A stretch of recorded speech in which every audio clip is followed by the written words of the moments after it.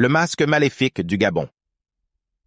L'homme ne pouvait pas s'empêcher de ressentir une étrange fascination pour le masque maudit du Gabon, malgré les mises en garde du propriétaire de la boutique d'antiquités.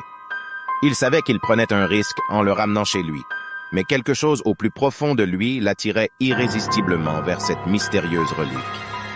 Dès qu'il franchit le seuil de sa maison avec le masque en main, il ressentit une présence sinistre qui l'enveloppait. Les ombres semblèrent se mouvoir de manière inquiétante, et un froid glacial parcourait son échine. Il secoua ses sensations troublantes, espérant que son imagination lui jouait simplement des tours. Au fil des jours, l'emprise du masque maléfique se fit de plus en plus oppressante. Chaque fois qu'il le tenait entre ses mains, une puissante force semblait vouloir s'emparer de son esprit. Des images cauchemardesques hantaient ses rêves, le masque ricanant dans l'obscurité, comme s'il se nourrissait de sa peur. Bientôt, l'homme commença à perdre le contrôle de ses actions. Il se surprenait à porter le masque sans pouvoir s'en empêcher. Des pensées sombres et agressives se frayèrent un chemin dans son esprit, lui faisant commettre des actes dont il ne se souvenait même pas. Sa famille et ses amis commencèrent à s'inquiéter de ces changements de comportement soudains.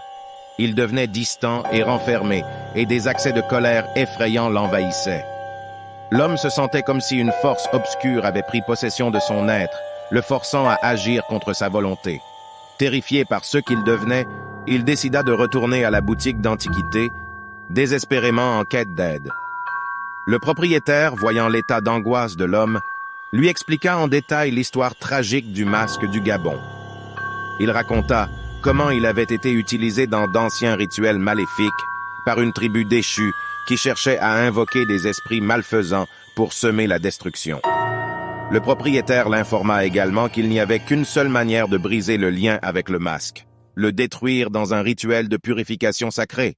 L'homme savait qu'il devait se débarrasser de ce fardeau sinistre qui avait pris le contrôle de sa vie. Guidé par le propriétaire, l'homme se rendit dans une forêt isolée, là où l'énergie de la nature pouvait l'aider à se débarrasser du maléfice.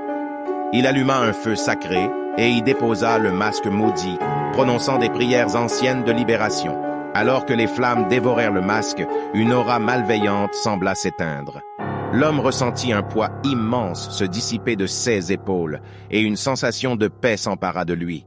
Les ténèbres qui l'avaient emprisonné commençaient à se dissoudre. Le rituel de purification avait réussi. L'homme savait qu'il devait désormais laisser le passé derrière lui et ne jamais plus se laisser tenter par les forces obscures qui l'avaient presque détruit.